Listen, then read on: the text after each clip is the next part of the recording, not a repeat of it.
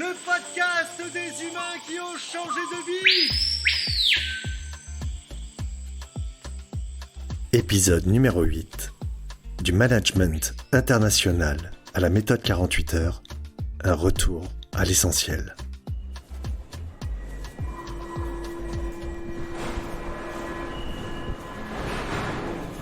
Eh bien, ça y est, me voici arrivé dans les dédales du métro parisien.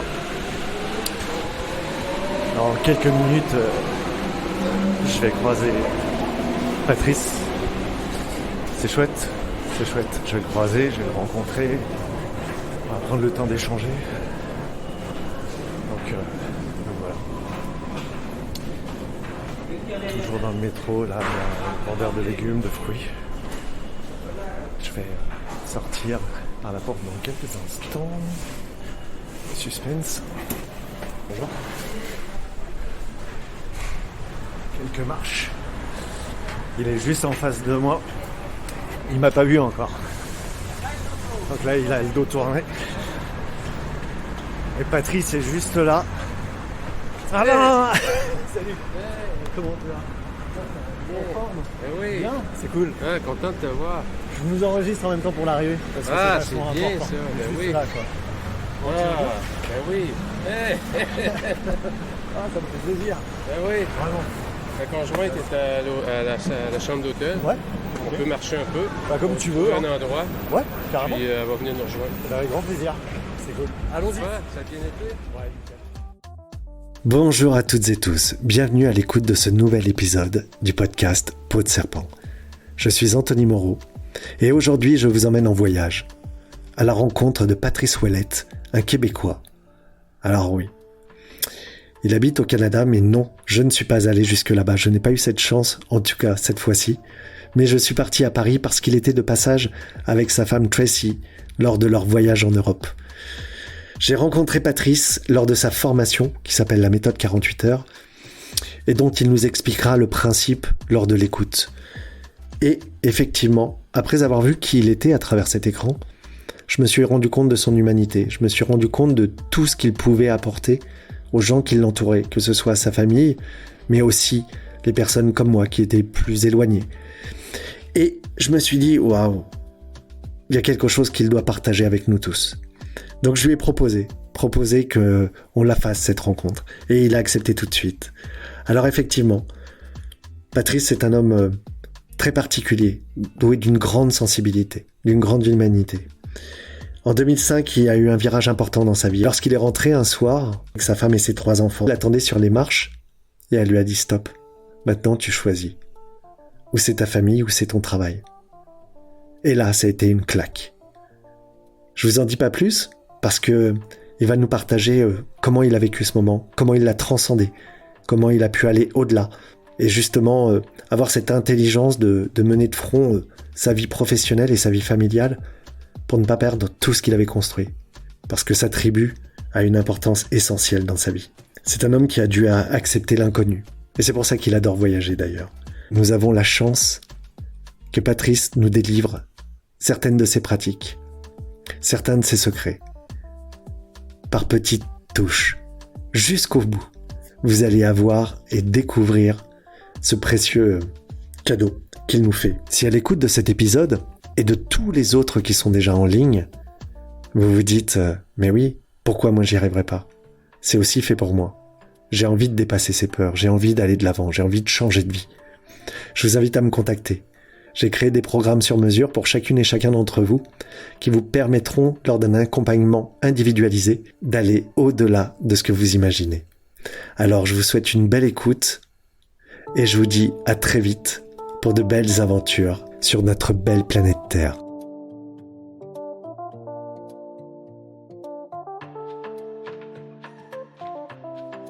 Wow! Bon, Patrice, on se retrouve à Paris, au Jardin des Plantes, après un long voyage en avion Oui. avec ton épouse Tracy. Donc bienvenue, ça me fait super plaisir de t'accueillir aujourd'hui. Ah, écoute, Anthony, en plus, dans cet environnement-là, c'est un peu magique pour moi. Ouais. Ouais. Bah, c'est vrai que c'est un endroit, alors c'est un lieu de nature en plein milieu de Paris. Ouais. C'est vrai que c'est pas forcément évident d'en trouver. D'ailleurs, on en a un peu bavé là pour trouver un Ouais. endroit approprié. Absolument. Et voilà. Et finalement, on s'est posé sur des marches en béton, mais entourées de verdure. Donc, écoute, on n'y est pas trop mal. J'espère que le vent va pas trop venir nous gêner justement dans cette ambiance. Mais ça me semble bien. Ça me semble bien. Absolument. Comme je te dis, Anthony, je trouve ça... tu sais, quand on est encore un peu sur le décalage horaire, quand on voyage souvent, c'est comme si le temps est compressé un peu, tout est en accéléré. Puis d'être ici avec toi, c'est vraiment... C'est un fait marquant, je pense. Ça va être un fait marquant du voyage. Hein. Comme tu le dis, dans la nature, dans la ville parisienne. Ouais. Puis d'entendre ce que tu m'as fait entendre par la magie de tes équipements, d'entendre le bruit ambiant amplifié, qu'on se rend pas compte qu'il existe. Ouais.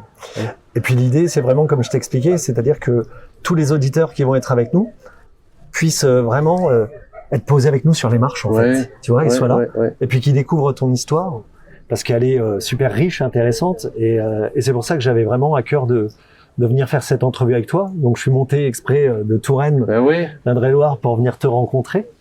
Et puis on a passé un bon moment déjà de repas ensemble à midi. Je t'avoue, comme je t'avais expliqué, que ça m'a démangé de te poser plein de questions. Je les ai gardées pour moi pour éviter justement d'être dans cette démarche, parce que la curiosité, elle est là. Hein. Ben oui. Et comme je veux garder cette fraîcheur, cette spontanéité dans tes réponses, bah, je voulais pas. Donc forcément, il va y avoir quelques questions peut-être de redites, et puis d'autres qui vont être toutes neuves, quoi, toutes neuves. Donc je vais juste expliquer avant aux auditeurs comment je t'ai rencontré, parce que ça me semble important. Et puis faire une toute petite présentation de toi, mais la personne qui en parlera le mieux, ce sera toi, bien évidemment. On sait jamais, peut-être ça va être toi. Ouais. Je pense pas. Mais je te remercie pour l'esprit de synthèse que tu m'offres. Et donc, en fait, c'était lorsque je me suis abonné à ce qu'on appelle l'Académie du podcast, c'est-à-dire des cours en ligne pour pouvoir justement apprendre à créer des podcasts. À un moment donné, tu as été l'invité de Marco Bernard, qui est à l'origine, effectivement, de la création de cette Académie du podcast. Et puis, tu es venu nous raconter un peu ton histoire. Et c'est vrai que ton histoire, elle a été... tu nous as parlé d'humanité, quoi. Tu nous as parlé d'humain, dans le sens où, à un moment donné, tu as osé te livrer. Et tu nous as parlé de tes enfants qui venaient de quitter la maison. Oui. Je te sentais ému. Et je voyais bien que tu trichais pas, en fait. Et il y a eu quelque chose qui m'a ramené à moi, puisque en fait, ma fille était en train justement de quitter la maison aussi, puisqu'elle rentrait en internat, et que j'étais dans cette phase très forte aussi de passer à autre chose. En fait, c'était la vie qui continuait. Et c'est vrai qu'effectivement, quand je t'ai écouté, j'ai dit waouh. Je dis mais en fait, il y avait quelque chose qui me connectait à toi, quoi. Je savais pas quoi, je savais pas comment, mais il y avait quelque chose de très profond et sincère. Et c'est cette humanité, et j'insiste bien là-dessus, qui vraiment pour moi est venue me toucher et a fait qu'après, donc je suis rentré en contact avec toi par le biais de ton programme qui s'appelle la méthode 48 heures. Tu en parleras aussi tout à l'heure. Oui. L'Académie de la productivité, qui sont en lien, hein, les deux. Hein. Oui. L'un va pas sans l'autre. Hein.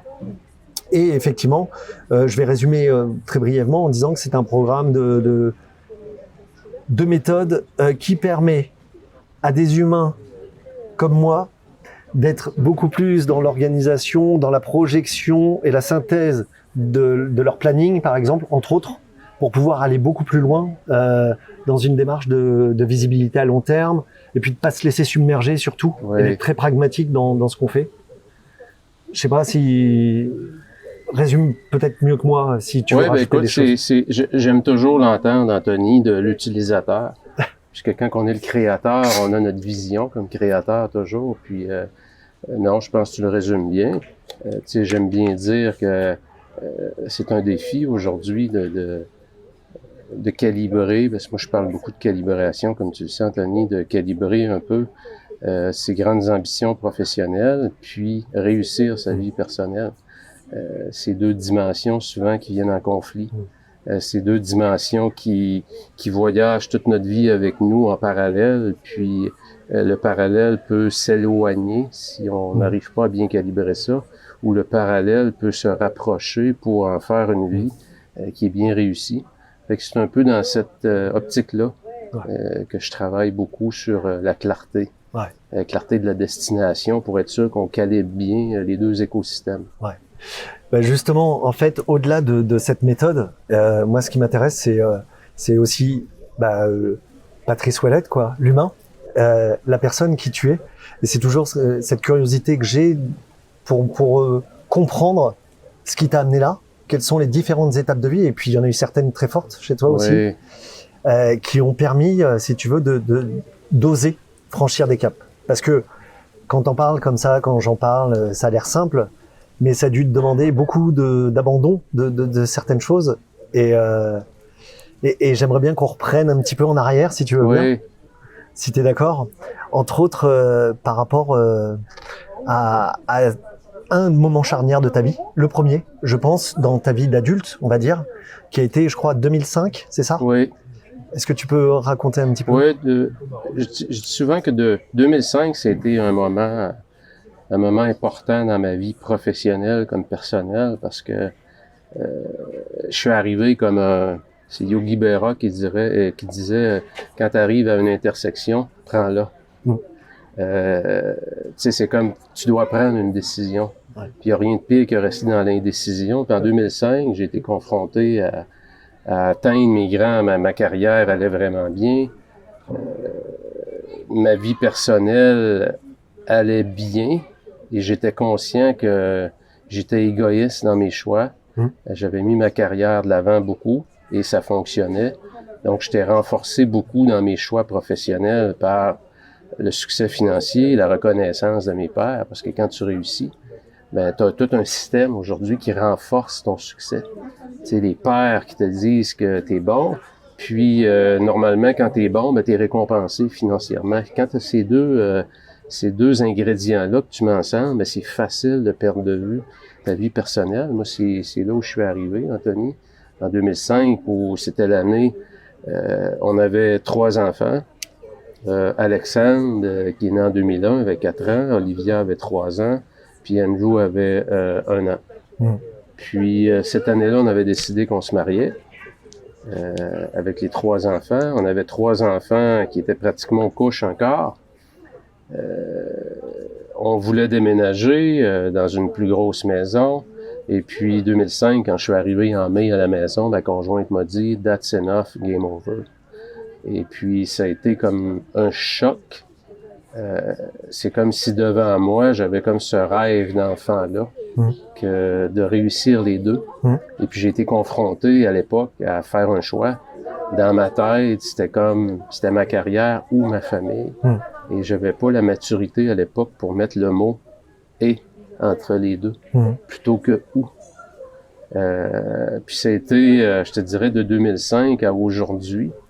Ben aujourd'hui, ce que j'enseigne, c'est ce que la vie un peu m'a enseigné, ce que moi j'ai appris sur cette route-là de performance, parce que j'étais à la base excessivement motivé dans tout ce que j'ai fait depuis que je suis enfant. J'ai toujours voulu être premier dans à peu près tout, avec ce que ça apporte de bon, puis avec ce que ça apporte aussi de mauvais côté, où on devient parfois égoïste dans cette espèce de quête-là de performance. Fait que c'était 2005 un moment charnière parce que j'ai décidé ce soir-là, et je compte pas ça souvent, Anthony, mais ce soir-là, j'ai couché au sous-sol dans la maison. Puis le sous-sol, on avait les chambres pour les invités. Et c'était la première fois que j'étais un invité dans la maison. Ça a été des moments, tu sais, j'en parle puis je m'en rappelle encore parce que c'est comme j'étais seul le soir. Je revenais d'un long voyage encore parce que j'en avais plusieurs. Je travaillais beaucoup aux États-Unis. Puis c'était la première fois de ma vie que j'étais un invité dans la maison où mes 3 enfants étaient là, ma conjointe était là. Et ce soir-là, j'étais l'invité de la maison. J'étais plus celui qui couchait à l'étage d'en haut. Fait que mon père venait de décéder il n'y a pas très longtemps. Je l'ai perdu quand même relativement jeune. Fait que ce soir-là, j'ai eu des grandes discussions avec mon père Ok. pour savoir un peu, bon, on fait quoi là? Alors, il était déjà décédé, hein? Oui, Ouais. oui. Quand je dis Ok. des grandes discussions avec mon père, un peu, je l'ai toujours transporté un peu Ok. en moi, sa sagesse. Hein. Puis, c'était des moments d'émotion, des moments aussi j'ai réalisé tous les sacrifices que ma conjointe avait fait. Parce que quelque part, c'est elle qui tenait le fort à la maison. Hein. Hmm. Et puis, tu sais, l'histoire que je vous raconte, je pense que c'est l'histoire de beaucoup de personnes. Mon histoire n'a rien d'exceptionnel en soi. C'est juste que aujourd'hui, pour moi, c'est un peu un privilège d'être capable d'accompagner des gens qui arrivent un peu Ouais. dans les mêmes genres de situations. Alors, j'entends ce que tu me dis. Tu me dis, ça n'a rien d'exceptionnel. En même temps, j'ai envie de dire, il n'y a pas de petite ou de grande peine. On la vit tous différemment en fonction de ce qu'on a. Il n'y a pas de petit ou de grand handicap. Il n'y a pas de petite ou de grosse blessure. Tu vois, on peut tous être affectés différemment, mais ça a quand même été une décision énorme que tu as dû prendre du jour au lendemain, quasiment. Et est-ce que tu te rappelles et est-ce que tu es d'accord pour me raconter ce jour où tu es rentré chez toi du boulot, mais voilà, comme d'habitude, où tu étais satisfait, mais peut-être fatigué d'avoir fait ces rencontres professionnelles, tu arrives comme d'habitude, et là, tu ouvres la porte, et qu'est-ce qui se passe, quoi? Tu peux me raconter pour que je me rende compte? Tu parles de quel moment exactement, Tony? Par rapport à Tracy, donc ton épouse, quand elle t'a dit, OK, stop, quoi. Stop là, c'est plus possible. Game over. C'était comme... ça finit là. Moi, si la vie continue comme ça... Tu te rappelles de ce soir-là, quand t'es rentré? La discussion n'a pas été très longue parce que c'était très émotif. D'accord. Je me rappelle, quand je suis rentré dans la maison, j'ai ouvert la porte. Et ma conjointe était assise dans les marches. C'est drôle parce qu'on restait dans un split qu'on appelle. Une maison, tu sais, t'as des marches qui descendent au sous-sol, puis t'as des marches qui montent au plancher principal. Ma conjointe était assise dans les marches, un peu comme on est installé ici, curieusement. Ce que j'allais te dire. Puis les 3 enfants étaient assis sur elle, autour d'elle. OK. Puis, tu sais, je voyais les enfants qui me regardaient, puis évidemment, 4 ans, 3 ans, 1 an, ils comprenaient pas ce qui se passait, mais je sentais qu'ils... Tu sais, c'est comme... C'est-tu mon père, ça? Ouais.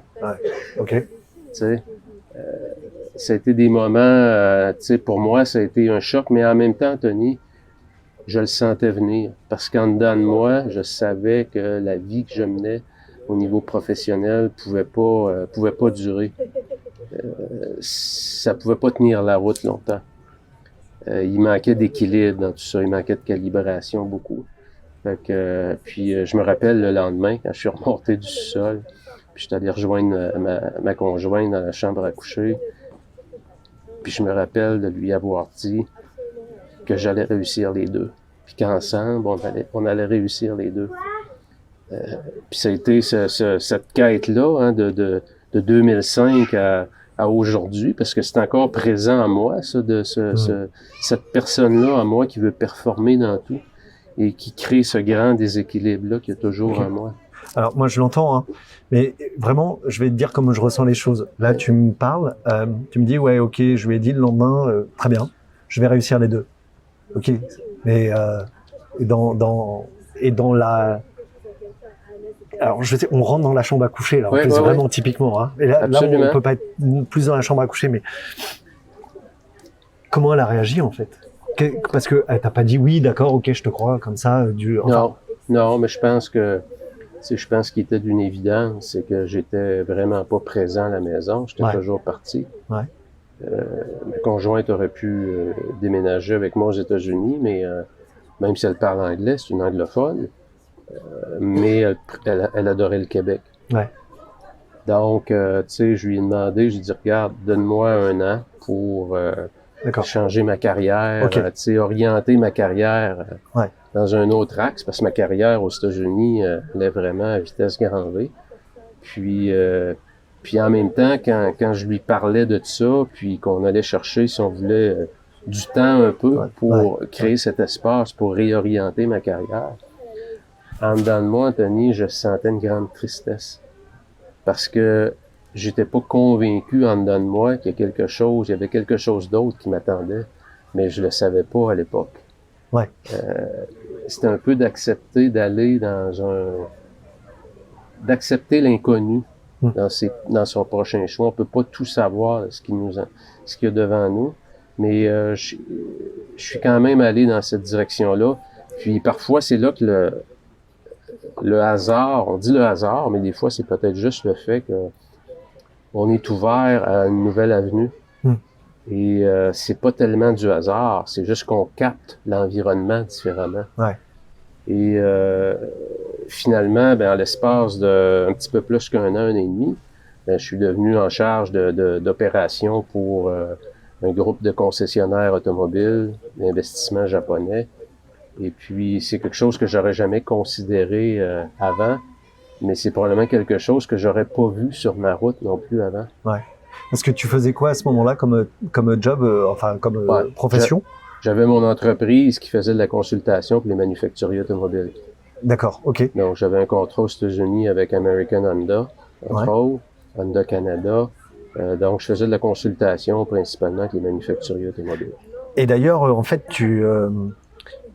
c'est pas anodin, parce que là, c'est 1 an qui ont dû être jalonnés d'interrogations de haut, de bas. Ouais. Enfin, je suppose, quoi. Ça peut pas être tout linéaire. Enfin, dans la vie, c'est pas comme ça. Surtout que là, c'était un changement de vie. C'est-à-dire, c'est où tu perdais ta famille. Toi, tu faisais le choix de dire, bon, ok, j'accepte. Je me consacre à ma carrière. Ou alors, je renonce quelque part à la carrière que j'avais envisagée, vraiment, parce que et je me consacre aussi à ma famille et j'essaie de moduler le développement professionnel et personnel en même temps, c'est ça, mais dans un autre cadre. Donc, changer de métier quasiment ou pas? Non, c'était plus de rester dans la même industrie, mais regarder, tu sais, si on prend, moi dans le fond, j'étais auprès du manufacturier automobile, qui lui a des franchisés qui sont des concessionnaires automobiles. Fait que j'ai orienté mes recherches de ce côté-là, mais me connaissant, j'avais besoin d'opérations d'envergure, j'avais besoin de défis, j'avais besoin de quelque chose j'avais besoin d'une montagne à monter. Ouais, ok. Tu comprends? Pas une petite colline, là. Ouais. Et je l'ai trouvé. D'accord. C'est présenté sur mon chemin. Mais en même temps, aujourd'hui, quand je le regarde avec le recul, ça parle beaucoup de la déconnexion qu'il y avait en dedans de moi entre ma vie personnelle et professionnelle. D'accord. Et je pense qu'aujourd'hui, c'est encore plus d'actualité, tu sais, avec toutes les possibilités qu'on a au niveau virtuel. Tu peux avoir une grande carrière aussi. Tu peux te perdre dans ta carrière quand tu es axé beaucoup sur la performance, tu sais, comme moi je l'ai été. Il y a des gens qui vont être axés, exemple, beaucoup sur la famille. Ouais, bien sûr. Donc, c'est d'un peu de réconcilier qui on est. Hein. C'est souvent moi, c'était mon combat. Pourquoi? Parce que je tenais... Il y a des gens qui vont faire le choix de se séparer. Ouais. Il y a des gens qui vont faire le choix de prendre une avenue complètement différente. Pour moi, c'était important de réussir... je dirais pas de rester ensemble.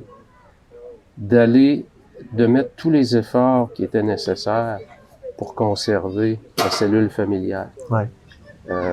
Mais pas au point où on se perd dans ça non plus. Hein? Fait que c'était des années de recherche, puis aussi beaucoup des années où il faut être à l'écoute. Puis c'est ça aujourd'hui, moi c'est une de mes grandes leçons de vie. Le hasard, c'est pas le fruit du hasard. Le hasard est toujours autour de nous. C'est avec les oreilles qu'on écoute et les yeux qu'on regarde, que le hasard va être plus présent autour de nous en fonction de ce qu'on recherche. C'est pour ça que je crois tellement à la clarté. Plus tu as de la clarté sur ce que tu vas obtenir dans la vie, plus le hasard va se présenter, va venir cogner à ta porte. Et alors, je reviens sur cette période parce qu'elle est très importante, parce que vraiment c'est un moment charnière. Et je reviens sur cette fameuse nuit où tu as beaucoup discuté avec ton papa. Oui.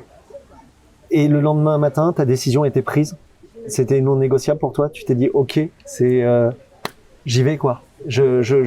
Ou alors est-ce qu'il y a eu beaucoup de flou? Est-ce que tu avais déjà une clarté comme tu la racontes aujourd'hui? Non, je peux pas dire.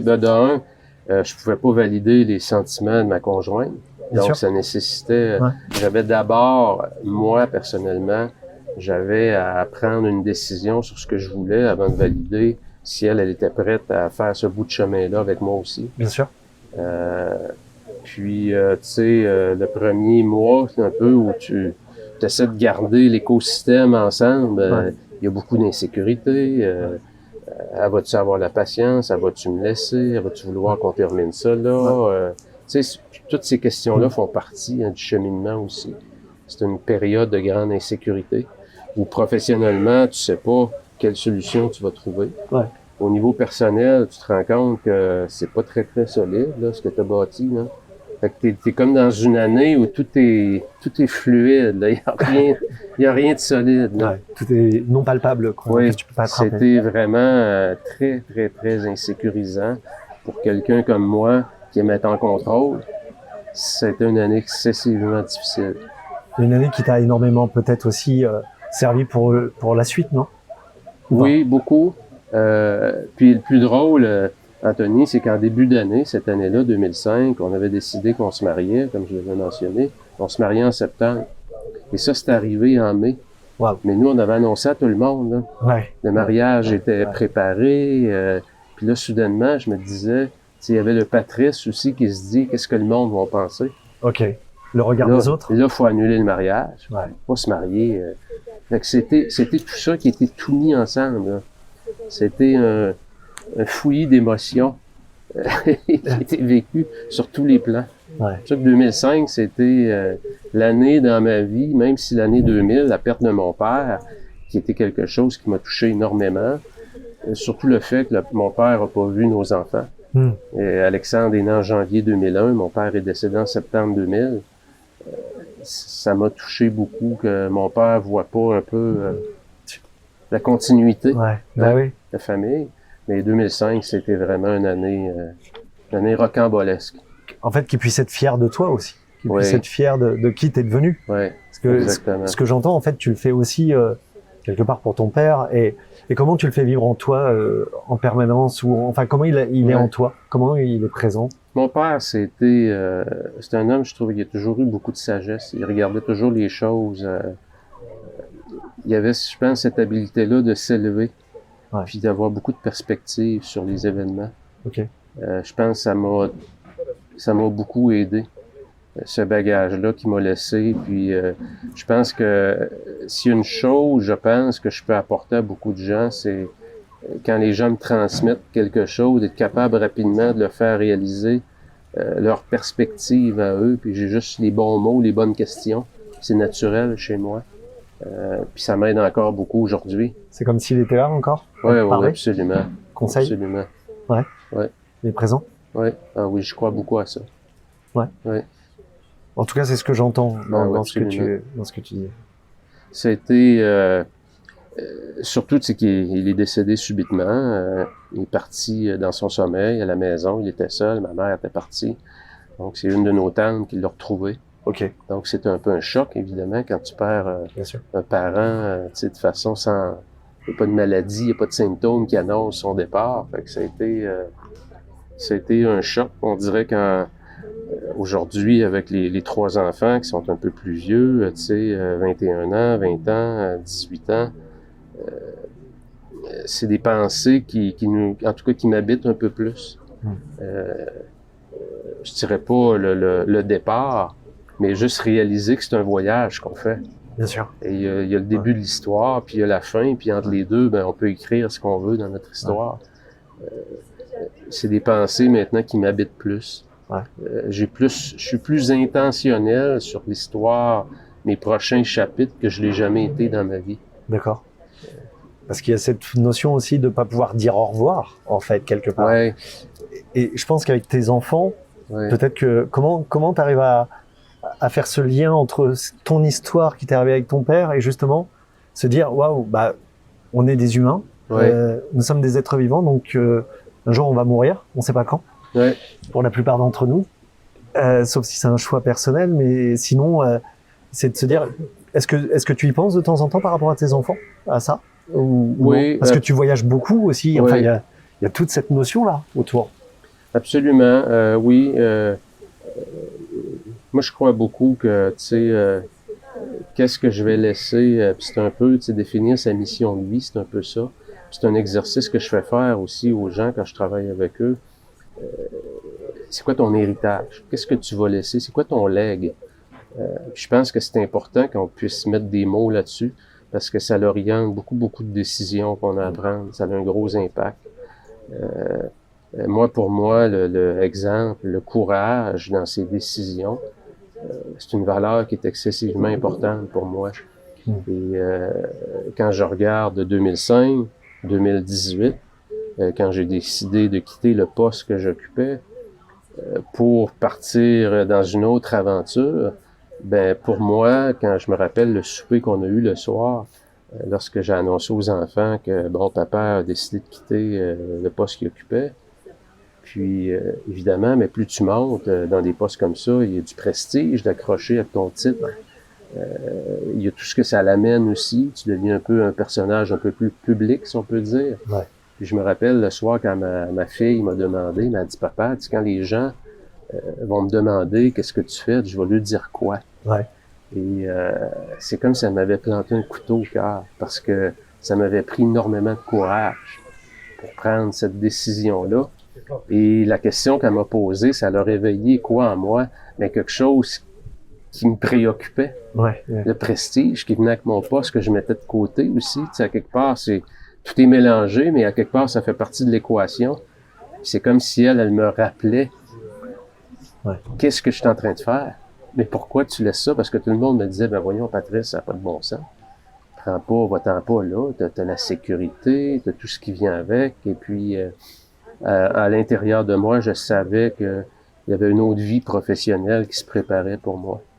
Donc ça pour moi, Anthony, c'est un peu, quand je parle d'un leg, c'est un peu ça. Pour moi, cet événement-là, puis je me rappelle à ma fille par après, ben j'ai dit aux enfants, j'ai dit, papa, il veut que vous reteniez une chose, c'est que si jamais un jour dans ta carrière, t'es plus heureux, aie pas peur, aie le courage d'être vrai avec toi. Puis, il y a toujours quelque chose de bon qui t'attend quand tu es vrai avec toi-même. Puis, j'étais fier le soir de les avoir dit ça. Parce que de un, je venais de prendre une décision vraiment importante. Puis, ça fait partie un peu de ma mission de vie. Je me dis ça, c'est sûr que c'est un legs que je vais lui laisser. Le courage de respecter qui tu es, puis de prendre les décisions qu'il faut. Ouais, c'est un sacré exemple. Et ça, c'était en 2018, là, ce que tu me dis? Parce que, justement, de 2005 à 2018, donc, changement de vie, adaptation, des hauts, des bas pour réussir à grimper à nouveau des échelons, mais différemment, pour être plus proche de ta famille. Avoir les deux. Donc, tu as réussi à nouveau à grimper dans une autre société, c'est ça? Le plus drôle, Anthony, c'est que quand j'ai pris ma décision, évidemment, pour être plus proche de la famille, mais le plus drôle, c'est que la vie m'a servi une balle courbe, si on peut dire. C'est que je suis devenu en charge des opérations canadiennes pour un groupe japonais, et puis ça m'a amené à parcourir la planète. Ouais. Et ça, par contre, par contre, à Tracy, ça lui posait des problèmes ou pas? Disons que c'était beaucoup plus facile. J'avais beaucoup plus de contrôle. C'était plus facile à gérer. J'étais quand même à la maison de façon régulière. Quelques voyages que ma conjointe a pu faire ensemble au Japon. Donc, tu sais, mais c'est quand même curieux. Mais en même temps, c'est pour ça que je crois beaucoup au hasard un peu intentionnel. J'appelle ça le hasard intentionnel, mais ma mère me racontait quand j'avais 5 ans, je partais en vélo à l'arrière de la maison, puis je lui disais que j'allais faire le tour du monde. J'avais 5 ans. Parce que j'ai toujours adoré voyager, j'ai toujours adoré être stimulé par les sociétés, et tout ce que ça implique, le côté culinaire. Je suis curieux de nature, j'aime apprendre, j'aime être stimulé. Fait que c'est sûr que ce côté-là du voyage, ben je l'ai retrouvé dans mon deuxième défi professionnel. Ouais. Qu'est-ce qui fait qu'en 2018, t'as arrêté? Qu'est-ce qui s'est passé, en fait? J'étais rendu, je pense, à un point où on avait atteint des niveaux je dirais pas que je m'ennuyais. J'avais besoin d'un autre défi. Et ma carrière, c'est drôle, mais je crois beaucoup qu'on a des cycles comme vie adulte, là, de professionnel. Je crois beaucoup qu'il y a des cycles. Il y a des gens qu'à un moment donné, tu arrives à un cycle. Moi, c'était mon cas, j'ai des cycles d'à peu près 10 ans. Aux 10 ans, c'est comme si 10 ans, c'est suffisant pour maîtriser, je pense, son champ d'expertise. Moi, dans mon cas, après 10 ans, OK, what's next? D'accord. C'est quoi le prochain step? Moi, je parle jamais de retraite parce que pour moi, c'est quelque chose qui n'existe pas. J'ai besoin de me garder occupé, ça me garde en vie professionnellement, personnellement, à tous les niveaux. Donc là, présentement, je suis avec mon entreprise, 48 heures. J'adore ce que je fais, je suis vraiment dans mon élément. Ça va-tu durer 10 ans, 20 ans? Je sais pas. Ouais. Pour le moment, je suis sur mon X, c'est ce qui compte. Et justement, comment t'as cheminé? À quel moment dans ces 10 ans, parce que en fait, 2005-2018, il y a eu un peu plus de 10 ans, mais comment tu as réussi à cheminer au fur et à mesure pour te dire, parce que je vais te donner mon exemple. Actuellement, c'est vrai que je sens que je suis sur la fin de quelque chose et que la vie de toute façon m'y amène. Une fin de vie professionnelle dans le cadre des événementiels aquatiques que j'organise. Ça fait 17 ans que je le fais, donc tu vois, plus de 10 ans. Mais 17 ans et ça fait plusieurs années que je chemine. Et je sais que c'est là. Et qu'à un moment donné, un peu comme tu disais tout à l'heure avec ton épouse quand t'es arrivé, tu sais qu'à un moment donné, ça va s'arrêter. Que ça vienne de toi ou de l'extérieur. Là, c'est ce qui est en train de se passer pour moi. Que ça vienne de moi ou de l'extérieur, il y a un moment donné où ça va s'arrêter. Et ce sera très bien. C'est un bien, un mal pour un bien, ou c'est même pas un mal, en fait. C'est juste. Une étape. Mais comment ça s'est construit pour toi? Parce que moi, ça m'intéresse de savoir, entre 2005 et 2018, à quel moment, qu'est-ce qui s'est passé dans ta vie pour que des moments tu dises, waouh, bah non, là, je sens que ça y est, j'arrive au bout de quelque chose. Non, là, je sais pas. Enfin, tu me suis? Ça va? Absolument, Ma question est claire? absolument, Tony. Moi, tu sais comment je suis quand même assez organisé. Dans cette portion-là de ma vie, j'avais des indicateurs de performance très précis que je voulais atteindre. Un, c'était d'avoir un chiffre d'affaires d'1 million de dollars par employé. En 2015, on l'a atteint. Un autre des indicateurs de performance, c'était parmi les 100 meilleurs employeurs au Canada. On l'a atteint pendant 5 années consécutives. Fait que pour moi, un coup que j'ai comme atteint ces gros, si tu veux, ces gros KPI, le Key Performance Indicator, quand on est arrivé à ce niveau-là, j'aurais pu continuer puis courir après d'autres choses, mais c'est comme, je dirais, j'avais une bonne maîtrise de ce que je faisais. J'avais amené des gens autour de moi, mes collaborateurs au plus haut niveau, qui étaient directeurs général. Je pouvais les amener. C'était comme cette portion-là de ma vie, ce que j'avais l'intention de faire quand je l'ai pris, puis ce que j'avais accompli, j'étais satisfait, j'étais content. C'est comme si, OK, c'est quoi après? What's next for me? OK. Ouais. Moi, ça vient me chercher à l'intérieur des fois. Et tu vois, il y a comme des envies d'arrêter, bien évidemment, de changer. Et puis, il y a des peurs aussi. Parce que c'est un peu aussi ça, le podcast Peau de Serpent. C'est les personnes qui osent changer, qui osent dépasser ces peurs pour aller vers autre chose. Parce que moi, c'est facile. J'interviewe toujours des gens, je suis toujours en entrevue, je parle de ça. Mais bien évidemment, je reste humain. Et de temps en temps, ça vient à une titille intérieure où il y a des soirs où je vais peut-être m'endormir un peu moins bien que d'autres. Alors, je dors très bien la nuit. Mais il suffit juste que le mental se mette en route pour dire, et là, ça va être quoi, là, ton futur, si t'arrêtes là? Ou si on te fait arrêter rapidement? Et comment, toi, est-ce que toi, ça venait te chercher aussi dedans? Est-ce qu'il s'est passé des choses? Oui, absolument. Ouais. Tu te lèves pas un matin, puis pour décider, c'est un long processus. Moi, je dirais, de 2015 à 2018, j'ai senti que je commençais à sentir qu'il y avait quelque chose. Au début, ça a commencé par une espèce d'intuition. J'étais pas capable de mettre les mots là-dessus, mais il y a quelque chose en dedans de moi. Je pense qu'il y a un deuil de cette portion-là de ma vie professionnelle qui a commencé en 2015. Déjà 2015? 2015, oui. C'était quoi?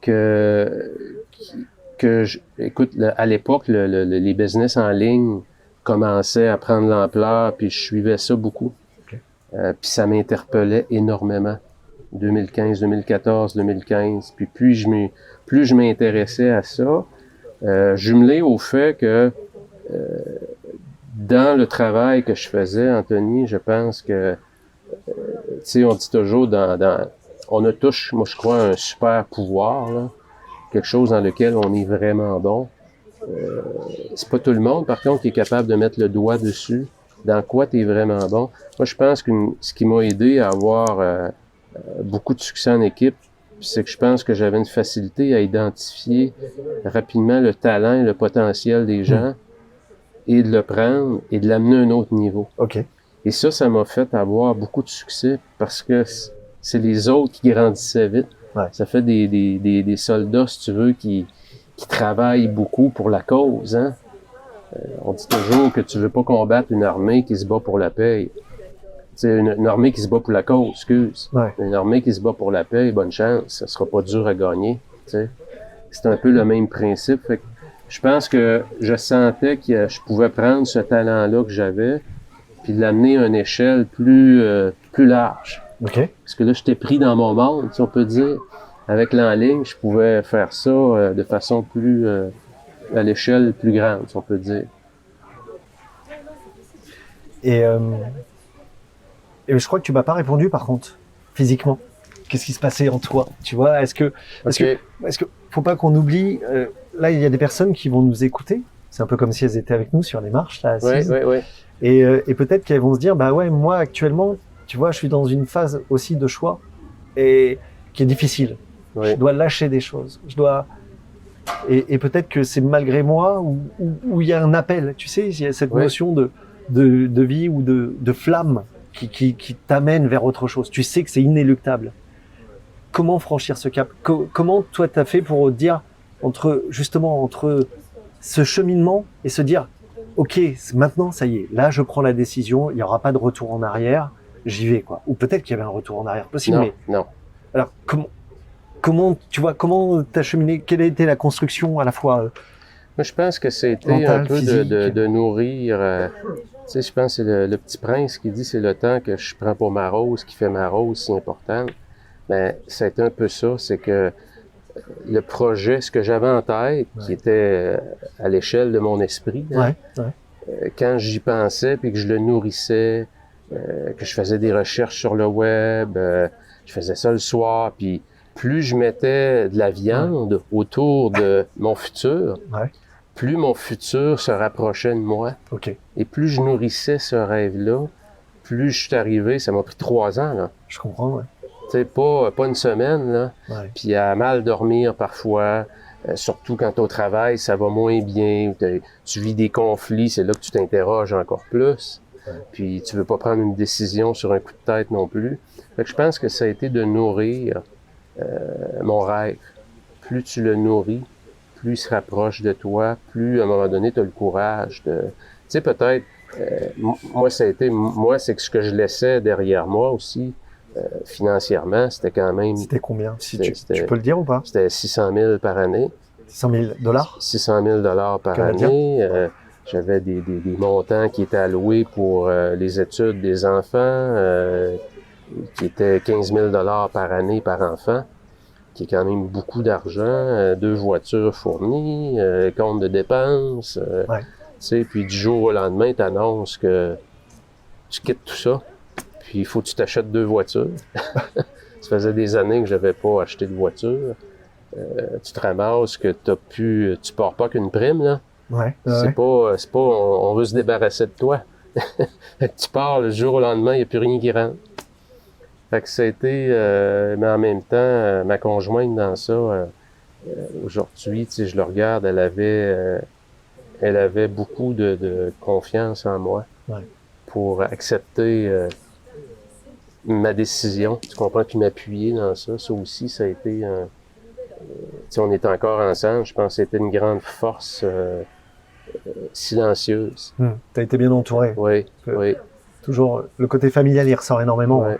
C'est une base pour toi. Hein. Absolument. Essentiel. Absolument. Puis tu sais, même avec ma mère, mes sœurs, cet aspect-là de la famille a toujours été un élément important. Mais tu sais, pour revenir peut-être à ta question, Anthony, mon 3 ans où j'ai nourri ce rêve-là, il y a eu des moments où, tu sais, j'avais des brûlements d'estomac, il y a des moments où j'ai mal dormi, je dormais mal.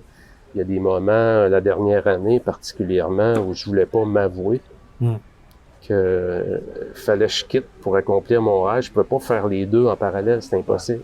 Et il y a eu des peurs? T'as eu peur?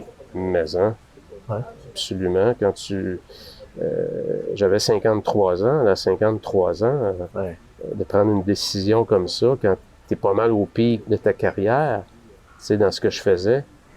J'aurais pu rester là 10 ans, 15 ans, surtout dans un environnement japonais où, tu sais, on garde les gens jusqu'à la mort quasiment, là. Tu sais, j'aurais pu avoir une vie financière, mais non, ça fait partie un peu, je dirais pas du leg, mais de, tu sais, le voyage qu'on fait est court. Est-ce que tu sentais que quelque part, il y a quelque chose qui s'éteignait en toi au fur et à mesure? Oui. C'est comme cette flamme, justement, dont je t'ai parlé tout à l'heure. Oui, tu as raison. Je pense que ça aussi, ça a fait le feu sacré que j'avais au départ qui m'a permis d'atteindre les objectifs qu'on s'était fixés comme entreprise. Je sentais que j'aurais pu viser d'autres choses, mais pour moi, ça aurait été un peu le jour de la marmotte. Ouais. Ça aurait été un chiffre différent à atteindre, mais j'aurais refait la même chose. Ouais. Moi, l'image qui me vient, en fait, quand tu parles, et c'est souvent comme ça que je fonctionne, en fait, par images qui viennent, tu sais, quand je suis dans l'échange. Et là, c'est vraiment cette braise, en fait, qui est née, que tu as fait naître, et puis chaque jour, t'alimentais un peu plus pour en faire un beau feu, tu vois, le feu dans lequel tu es aujourd'hui, ce feu épanouissant. Peut-être que c'est grâce au soleil aujourd'hui que je fais beaucoup dans la chaleur. Et puis sûrement dû aussi à notre échange. Mais voilà, cette chaleur humaine. Mais tu peux aussi là, tu te rappelles du jour où tu as dit, avant d'en parler à ta famille, bien évidemment, parce que tu as dû forcément cheminer et te dire, ok, là, stop, je prends ma décision, je démissionne, c'est ça, hein? Oui. Ben écoute, comment ça s'est passé concrètement? C'est que je suis allé voir le propriétaire, le fils de la famille Toyotoshi, puis je lui ai annoncé, encore là, ça c'est mon père, c'est mon père en moi qui parlait. D'accord, ok. Puis je lui ai dit que j'avais besoin de prendre un pas de recul, j'ai dit j'aimerais ça prendre 6 semaines pour réfléchir, j'ai dit je vais pas être payé, c'est pas des vacances, c'est sans solde. Puis j'ai dit je veux prendre une décision, c'est où je me marie à nouveau, puis je suis là pour 10 ans, ou je quitte. Fait qu'évidemment, ça a un peu shaké, comme on dit, l'environnement. Puis, sur le coup, M. Toyotoshi était quand même très compréhensif, mais le lendemain, j'ai vu un autre visage de lui aussi, qui était l'homme d'affaires qui voulait protéger ses business aussi. OK. Parce que je m'occupais quand même des opérations canadiennes, c'était quand même 400 millions de chiffre d'affaires, c'était quand même majeur. Donc, sur le coup, ça m'a fait quoi? Mais en même temps, aujourd'hui, je le regarde avec le recul, c'était tout à fait normal.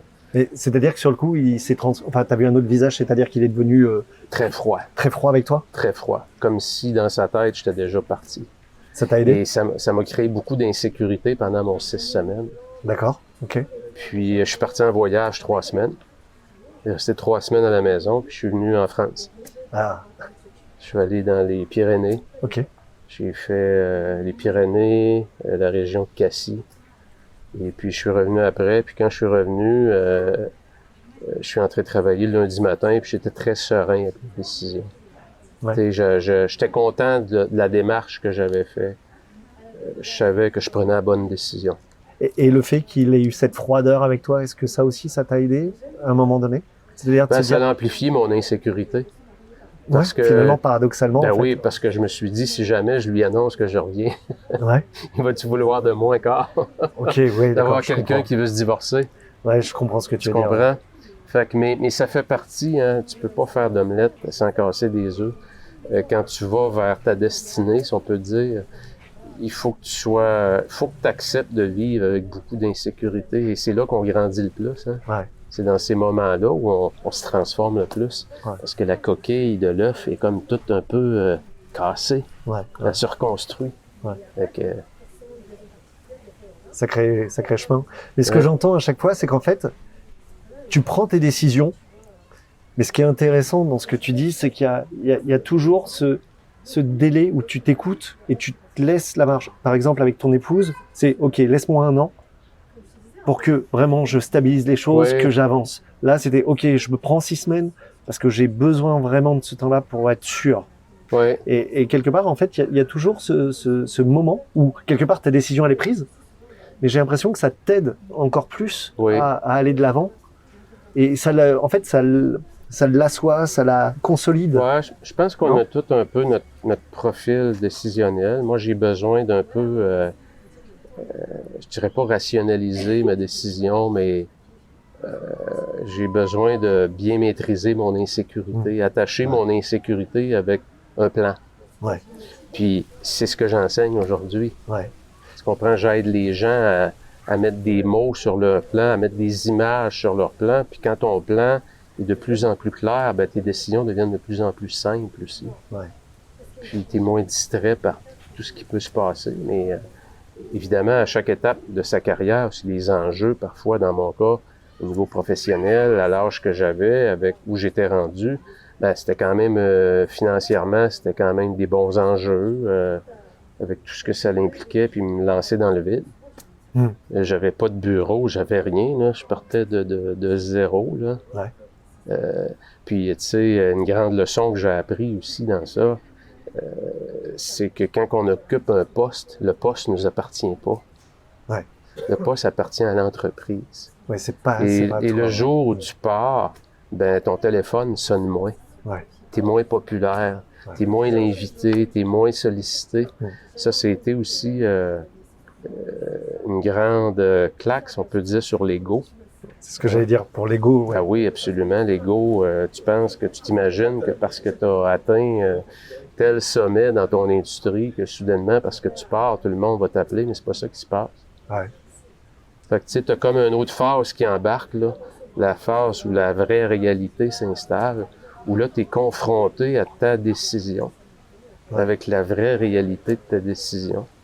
Ouais, ça veut dire que c'est pas parce que tu travailles dans une entreprise finalement, ou alors tu es comme moi à mon propre compte actuellement, que c'est plus facile l'un ou l'autre, puisque finalement, quand tu dois prendre une décision d'arrêter quelque chose, c'est-à-dire que par exemple, toi, bah finalement, pour moi, dans mon idée, je me dis, bah quand on est salarié, ça peut paraître plus simple, parce que finalement, tu vas pouvoir créer autre chose, ou enfin, alors que non, c'est pas ce que tu m'expliques du tout en fait, et c'est ce que je me rends compte aujourd'hui. Non, c'est que le travail à faire est le même. C'est sûr que tu peux apporter du levier dans ton industrie.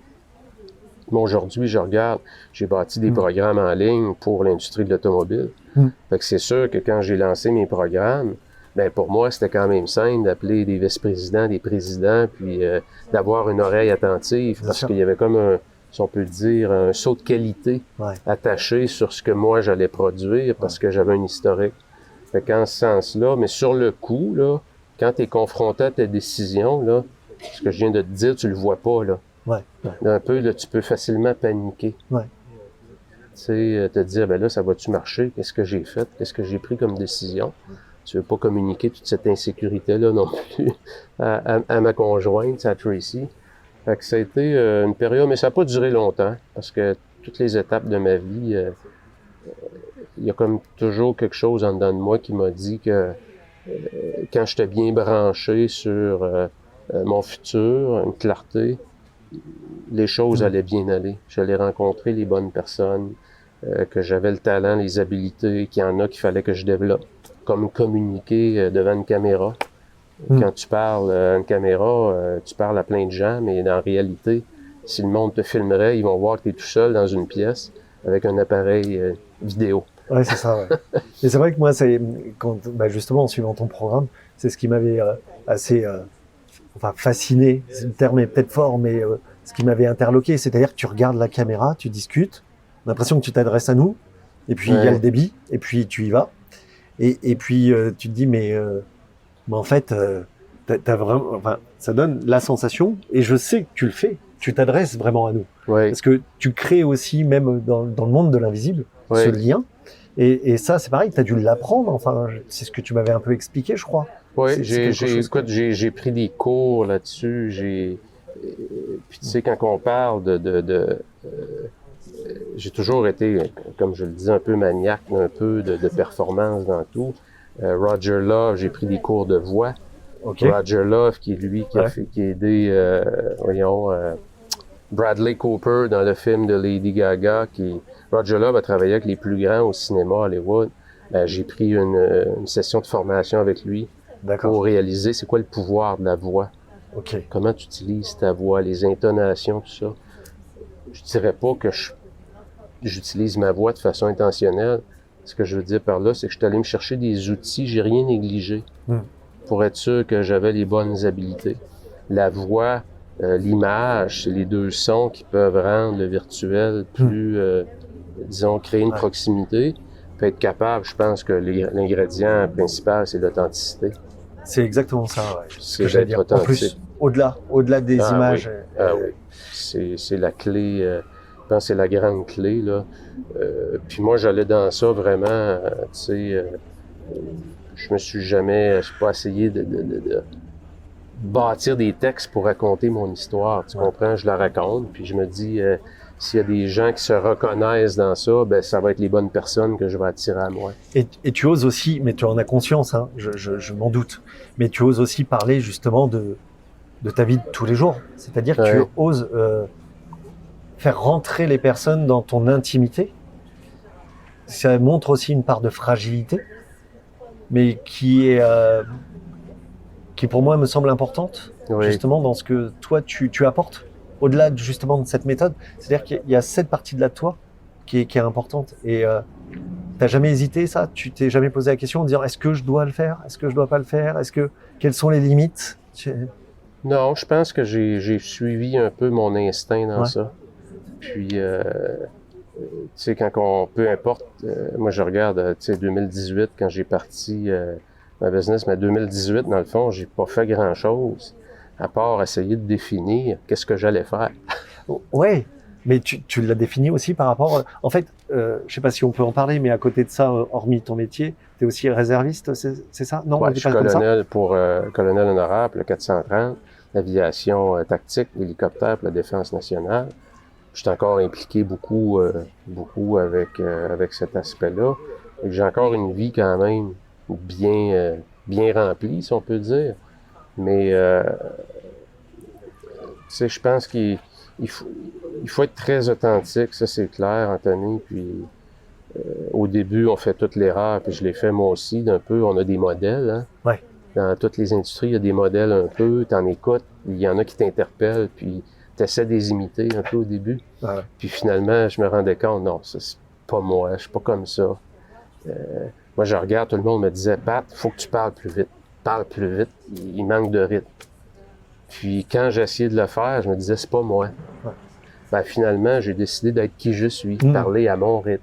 Ouais. Ben, quand tu es qui tu es, ben tu dégages qui tu es. Ouais. Fait que tu sais, t'attires à toi les bonnes personnes. Fait que tu sais, j'attire pas des gens qui veulent vivre dans le rythme effréné puis que ça aille vite. Moi, j'aime les gens qui vont dire, regarde, moi j'ai juste le goût de prendre mon rythme. Fait que, tu sais, quand t'es authentique, t'attires à toi des gens qui vont résonner avec qui tu es. Puis ça, j'ai toujours... s'il y a une chose, Anthony, dans les 3 dernières années que je suis tellement fier d'avoir accompli, c'est t'avoir rencontré, toi. Puis tu sais, tu fais partie des gens que j'ai rencontrés puis avec qui je résonne beaucoup parce que j'aime les gens qui m'entourent aujourd'hui. Je trouve que ça va bien avec la personne que je suis. Tu sais, j'ai pas bâti un gros centre d'achat que je veux remplir. J'ai bâti une boutique où j'invite des gens qui recherchent un peu ce que moi j'ai enseigné. Fait que je pense que ça, c'est peut-être je dirais, à un moment donné, on arrive peut-être à un niveau de maturité professionnelle où on peut peut-être tirer ses conclusions puis vouloir travailler avec des gens. Je dirais pas choisir ses clients, mais de faire le pari que si tu demeures authentique, les gens qui vont venir à toi, c'est ceux qui doivent venir à toi. Ça résonne, hein. De toute façon, tu travailles en fait, c'est même pas travailler, c'est être en résonance sur les mêmes fréquences quelque part. C'est vrai. Ça fait partie de l'invisible aussi, mais qui est là. Oui, absolument. Qui est là. Mais tu vois, ce qui est important, moi, ce que j'entends dans le message que tu passes, dans ce que tu expliques de tes choix, de tes décisions prises, quelles qu'elles soient, après avoir fait ces gros changements de vie, c'est qu'à chaque fois, tu t'es resservi, tu t'es dit, OK, je parle à ta place, hein, mais tu m'arrêtes si c'est pas bon, mais pas de panique. OK, quelles sont mes compétences? Quels sont mes savoirs? Tu vas peut-être trouver un autre mot plus approprié, mais qu'est-ce que je peux mettre en place aujourd'hui avec qui je suis et ce que j'ai appris pour pouvoir aller peut-être vers une autre, en fait, un autre développement personnel, enfin, ou développement professionnel. Ça va, c'est clair ou pas? Non, absolument. Parce que pour moi, dans ma tête, Absolument. Puis je pense aussi de mettre les choses en place. si tu veux avoir une vie un peu plus, tu sais, si tu as le courage, faut que tu aies de l'audace aussi. Ouais. L'audace, ça veut dire croire en ton potentiel, puis croire que dans ta prochaine étape, il y a des habiletés peut-être que tu n'as pas, mais que tu es confiant que tu vas être capable de les développer. Puis moi, j'ai toujours cherché, bon, c'est qui est le meilleur dans ça? Ouais. Parfait. Bon, là, j'allais voir. Aujourd'hui, tout est disponible, hein? Tu vas sur YouTube, tu vas n'importe où, tu peux trouver ce que les meilleurs de la planète, peu importe ton champ d'expertise, ce que tu veux apprendre, c'est accessible à tous. C'est juste qu'il y a tellement d'informations aujourd'hui que c'est dur de faire le tri, le défi est plus là. Donc, si tu décides qu'il y en a 2, 3, que c'est les meilleurs, prends juste ces 2, 3-là, extrais le meilleur, puis essaie de développer ces habiletés-là avec ceux que tu possèdes déjà. Moi, c'est toujours un peu comme ça que j'ai fonctionné. Fait que puis, je regarde, j'ai beaucoup travaillé de cette façon-là, que les gens que j'ai fait grandir autour de moi, dans quoi tu es vraiment bon, mais prends ça puis amplifie-le à un autre niveau, x10. Puis peut-être qu'il y a 2 choses qu'il faut que tu travailles, parfait, ça, on va te supporter là-dessus. Mais tu sais, je crois pas beaucoup, moi, à travailler ses faiblesses. Ouais. Moi, je crois plutôt à amplifier ses forces. Ouais. Je pense que le upscale, si on peut dire, le upswing, tu vas monter beaucoup plus vite, tu vas pouvoir avoir plus de succès si tu amplifies tes forces. Que si tu mets toute ton énergie à travailler une faiblesse où tu peux juste augmenter un peu parce que naturellement, tu n'es pas fort. Fait que, tu sais, laisse faire tes faiblesses, travaille tes forces. Mais tu sais, ça me rappelle un moment, je me suis retrouvé chez moi volontairement, hein, enfermé pendant 9 jours, coupé du monde pendant ce qu'on appelle une diète. Voilà. Et effectivement, un moment, ça m'est venu, je me suis dit, mais en fait, j'ai quand même appris beaucoup de choses, j'ai fait beaucoup de formations, je suis compétent dans plein de domaines. Sers-toi déjà de ce que tu as là pour t'inventer des choses plutôt que d'encore aller chercher à l'extérieur et toujours aller chercher comme une fuite en avant en fait. Oui, non, t'as raison. Tu vois? Et c'est ce que j'entends un peu dans ce que tu nous proposes là. Mais tu vois, Anthony, ce qu'on fait aujourd'hui ensemble, enregistrer le podcast, c'est la première fois que je raconte un peu mon histoire sous l'orientation des questions que tu me poses. Puis je réalise, c'est vrai que j'ai toujours pris du recul avant mes décisions. Quand tu me l'as dit tout à l'heure, j'ai dit, c'est vrai. Des fois que j'ai pris des décisions, j'ai pris un temps d'arrêt. Ouais. Puis c'est comme si, à quelque part, en dedans de moi, il y avait l'animal qui est primal, qui lui est rempli d'émotions, qui est le rêve, qui est l'enfant, qui veut foncer. Puis il y a le rationnel aussi, qui dit, bon, un petit peu, là, on peut-tu concilier les deux? La pause, c'est ça que j'ai fait, dans le fond. J'ai pris un peu l'animal en moi, le rêveur, le fonceur, qui est pas rationnel, qui est irrationnel. Puis il y a le Patrice qui dit un peu, on va faire le bilan de ce que tu as, c'est quoi tes habiletés. Ton plan, tiens-tu la route? On peut-tu accrocher ça financièrement? On peut-tu faire quelque chose qui tient la route? Si la réponse c'est oui, ben go! N'aie pas peur. C'est vrai, tu me le fais réaliser là aujourd'hui, j'avais jamais vu cet angle-là. Ouais. Et c'est intéressant et je te remercie et je suis une fois de plus vraiment honoré parce que c'est la première fois qu'on se rencontre aujourd'hui pour de vrai. Oui, c'est vrai. Dans la vie, je vais dire physique. Oui.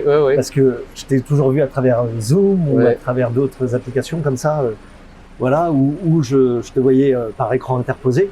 Et voilà, et la surprise est belle et je suis vraiment ravi, mais vraiment ravi d'être avec toi aujourd'hui. Et dans ce que tu partages, dans ce que j'entends, dans ce que tu communiques, je me dis aussi, il y a cette notion à chaque fois de voyage, de ce temps d'arrêt que tu disais. Est-ce que tu conseillerais aux personnes, par exemple, qui doivent prendre une décision, de faire un stop ou de dire, OK, s'extraire de son milieu quotidien pour pouvoir mieux prendre cette décision ou pas? Après, tout le monde est différent. Hein. Oui, tout le monde est différent. C'est parce que tout dépend aussi de... Il y a des gens que ça va augmenter énormément l'anxiété de faire ça. Parce qu'il y a des gens qui ont de la difficulté à être seuls, qui ont de la difficulté. Fait que tout dépend. Il y a des gens qui ont besoin plus d'être mieux entourés. Moi, j'avais besoin de cette introspection-là, d'aller à l'intérieur de moi et non pas d'aller à l'extérieur. Ça a toujours été un peu ma façon de fonctionner, parce que je crois que tout ce que tu veux dans la vie commence d'abord à l'intérieur, avant d'être exprimé dans le monde extérieur. Fait que j'ai toujours, puis encore là, c'est probablement l'héritage de mon père, ça. Mon père, c'est un personnage qui parlait pas beaucoup, disait peu de mots, mais exprimait beaucoup à travers peu de mots. Il y avait beaucoup de sagesse. Fait que c'est probablement ce côté-là d'aller vers l'intérieur quand j'avais quelque chose qui est un grand rêve à l'extérieur, d'aller repuiser en dedans de moi les réponses, puis aussi le courage, puis l'audace pour aller en avant. J'entends, hein, je partage ce que tu dis. Il y a des personnes pour qui c'est difficile d'aller, de se retrouver seul, mais est-ce qu'à un moment donné, c'est pas nécessaire et même quelque part obligatoire pour apprendre à se connaître vraiment et pour pas fuir tout le temps et pour vraiment pouvoir ne pas écouter les autres? Parce que comme tu me disais tout à l'heure, moi mon entourage me disait mais non, mais ça va pas Patrice, arrête, non, tu vas pas faire ça, tu vas pas prendre ces décisions là, et les vraies décisions tu les as prises avec il n'y a que toi qui pouvais les prendre. Écoute, donc, en général, un indicateur, c'est quand tout le monde te dit que tu devrais pas faire ça, c'est normalement que tu devrais aller vers là. Fait qu'en partant, parce que les gens t'ont donné une étiquette, ils te voient dans une position, les gens se sécurisent à travers, les gens veulent pas que ça change en général. L'être humain aime le statu quo. Fait que tu sais, quand toi tu veux changer, il faut certainement pas que tu bases ta décision sur tes vrais bons amis, puis je considère qu'on en a très très peu. C'est souvent les gens qui vont être capables de plus te dire sais-tu quoi? Go, vas-y, pas, fonce. C'est ça. Ça me rappelle vraiment quand je suis parti avec ma fille en Guyane. Alors, on était resté en Guyane française, mais on allait aller explorer un peu la forêt amazonienne, tu vois. Et puis il y avait tout le mythe autour, il y a toute la fantasmagorie de la forêt, le danger, etc. On est parti certes avec nos sacs à dos, mais l'endroit, à chaque fois il y avait des petits chemins, des petits layons, ce qu'on appelle, donc qui étaient gérés par l'ONF, donc l'Organisation nationale des forêts. Mais les chemins peuvent être moins larges que la marche sur laquelle on est assis, c'est-à-dire qu'il faut un pas, d'accord? Et tu peux aller explorer sur des 15 km, 20 km, des randonnées, donc faut trouver le chemin. Et avant de partir, les personnes me disaient mais tu vas emmener ta fille là-bas, tu vas emmener ta fille en forêt, mais c'est hyper dangereux, mais tu te rends pas compte. Et toujours ce que je leur disais, c'est ça, ce sont tes peurs, je te les donne, je te les laisse. Ça m'appartient pas en fait. Et c'est la même chose dans les décisions que toi tu prends quand tu la prends. C'est qu'est-ce qui nous fait vibrer en nous, quoi. Comme quand tu disais, et je trouvais l'image très belle parce que je voyais vraiment quand tu disais le soir, je regardais sur Internet. Et ça me faisait, je ressentais l'émotion en fait quand tu le disais tout à l'heure. Mais tu sais, je me rappelle pas qui dit l'expression gérer sa vie, la gestion par la mortalité. Puis je trouvais que le concept était vraiment intéressant à explorer parce que si ta vie finirait aujourd'hui puis tu avais 1 heure à parler avec tes enfants et à tes amis, qu'est-ce que tu leur dirais que tu regrettes dans ta vie? Et prends ces réponses-là puis retravaille ta vie un peu. Moi, si j'aurais pas pris cette décision-là, puis j'aurais choisi de garder le bateau au bon port, ben j'aurais regretté toute ma vie de pas avoir été de l'avant, de pas avoir été de poursuivre ce rêve-là que j'avais. Puis je sais pas qu'est-ce que la vie me réserve. Peut-être que dans 10 ans, dans 15 ans, je vais repartir sur d'autres choses, mais je sais maintenant que peu importe ce que la vie me réserve, cette étape-là, pour moi, elle a été vraiment, vraiment déterminante. C'est comme si peu importe ce qui arrive ou si je change de direction, je sais que ça va se faire beaucoup plus facilement. Il n'y aura pas un gros combat en dedans de moi. Et qu'est-ce que tu dirais justement à tes enfants, si tu restais 1 heure? De poursuivre vraiment, d'écouter ce qu'il y a en dedans d'eux. Je regarde ma fille dernièrement qui est en ingénierie biomédicale, puis elle nous disait qu'elle était pas sûre si elle aimait ça. Quand on est jeune, souvent, c'est pas évident, puis plutôt que c'est un champ où il y a pas beaucoup, ils en prennent très peu, c'est très contingenté. Comme parent, tu dis, bon, notre enfant, il va avoir une belle carrière, tout ça. Moi, c'est pas de même que je le vois. Moi, quand j'y ai parlé, j'ai dit, regarde, prends ton temps, prends le temps d'explorer. Si jamais t'aimes pas ça, elle a envoyé un message pour dire qu'elle voulait être pompier. Génial. Mais je voyais mes parents, moi qui voulais être photographe, j'avais 15 ans, je voulais être photographe. Ouais. Mes parents ne voulaient pas parce que j'étais bon à l'école. Ouais. Quand t'es bon à l'école, t'es pas photographe. Ouais. Et pourtant, aujourd'hui, t'exerces cette passion-là à Ben côté. oui, ben Ouais. oui, exactement. Ouais. Fait que tu sais, c'est quelque chose comme parent aujourd'hui, j'essaie de les accompagner dans la découverte. Mais je pense que bon, mes parents, c'est une autre génération aussi. Puis je pense qu'à travers leurs enfants, mes parents voyaient leur rêve de ne pas avoir fait des grandes études aussi. Bien sûr. Hein. Je suis comme très vigilant par rapport à ça. Là. Ouais. Tu sais, j'essaie de les accompagner dans ça. Mais moi, je pense que si tu fais la vie que tu veux faire, pour moi, je pense qu'elle est accomplie. Là. Ouais. Ouais. Ouais. Et c'est vrai qu'effectivement, ta maman prend aussi une place importante aujourd'hui. Ouais. Je crois, hein. Ouais. Parce qu'on voit de temps en temps Carmen passer. Si je fais, j'ai donné le prénom, mais La valeur familiale, pour moi, et ça date de très longtemps, Anthony. Je me rappelle, début des années 90, j'avais ce rêve-là de pouvoir faire voyager mes parents. Mon père adorait voyager, mais mes parents, financièrement, bon, je viens d'une famille très, très humble. Puis, tu sais, mes parents n'avaient pas les moyens de voyager. Puis moi, ça m'a comme stimulé jeune. Je veux amener mes parents partout autour de la planète. Puis en 2000, au printemps 2000, quand j'ai invité mon père, adorait l'Écosse, et puis je l'ai invité en Écosse, et c'est là qu'il m'avait répondu au printemps qu'il était plus digne d'être un homme. Et puis quelques mois après, il est décédé. Mais j'ai comme amené ma mère à tous les 3-4 ans, j'amène ma mère à quelque part avec mes 2 sœurs. Donc, je les ai amenés quelques fois. On a fait l'Italie, on a fait la France, un peu partout, l'Ouest canadien également. Donc, ça fait partie un peu des valeurs que je me dis, j'espère que mes enfants vont conserver la cellule familiale très forte. Parce que, tu sais, t'as les conjointes, puis à un moment donné, ça peut devenir compliqué, les relations familiales. Mais malgré ça, j'ai tenu à toujours conserver notre cellule familiale vraiment très, très tissée serrée, comme on peut dire. Ouais. J'avais encore une ou deux questions à te poser qui me semblent importantes. Pour 3 ou 4, si tu veux.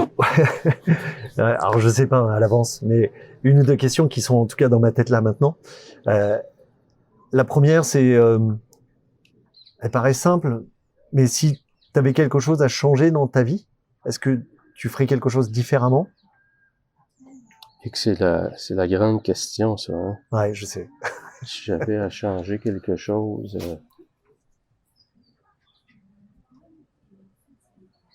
Je sais pas, peut-être mon début de carrière. J'ai encore, je pense, en dedans de moi,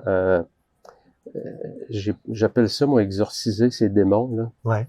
C'est un terme que j'aime, mais il y a une partie de moi qui n'a pas encore accepté d'avoir été un mauvais père quand les enfants étaient jeunes. J'étais tellement pas présent, pas à l'écoute. Quand j'étais à la maison, j'étais pas à la maison.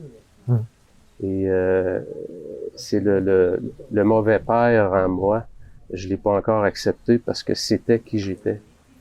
Je me suis pas encore réconcilié complètement. J'ai encore beaucoup de culpabilité en dedans de moi par rapport à ce personnage-là qui est en moi. Ok. Fait que s'il y a quelque chose que je changerais, ce serait probablement d'être plus à l'écoute. Et t'en as parlé à tes enfants de ça? Oui. Qu'est-ce qu'ils t'ont dit? Même ma conjointe aussi. Puis des fois, je me fais dire que c'est vrai. Puis c'est comme si le couteau rentre plus profond. Quand moi je le regarde avec un peu de recul, je me suis rendu compte aussi que j'étais probablement un meilleur père. J'étais très maladroit quand les enfants étaient jeunes, étaient petits. Puis je pense que plus ils vieillissent, plus ce que j'aime transmettre, puis le père que je suis, ça fit mieux avec l'âge où ils sont rendus, l'âge adulte. On dirait que je peux jouer un rôle plus important dans leur vie.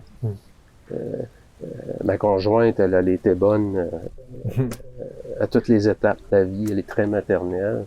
Puis ça a fait quand même un beau travail d'équipe. Mais je me sens beaucoup plus adroit dans mon rôle de père aujourd'hui que je l'ai jamais été avant.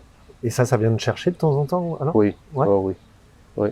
Comme je te dis, je me suis pas encore réconcilié complètement avec cet animal-là qui était en moi, qui l'est encore, parce que c'est un combat encore. Je crois beaucoup que ce qu'on enseigne souvent, c'est souvent nos combats à nous, qu'on a réussi un peu à maîtriser. Fait qu'aujourd'hui, j'enseigne aux gens à mieux se calibrer. Pourquoi? Parce que moi, chaque jour, je dois me calibrer. Parce que je suis encore dans la performance, je suis encore intense dans ce que je fais professionnellement. Il faut que je fasse attention à ma vie personnelle aussi. Fait que, tu sais, c'est un personnage en moi que je dois constamment travailler.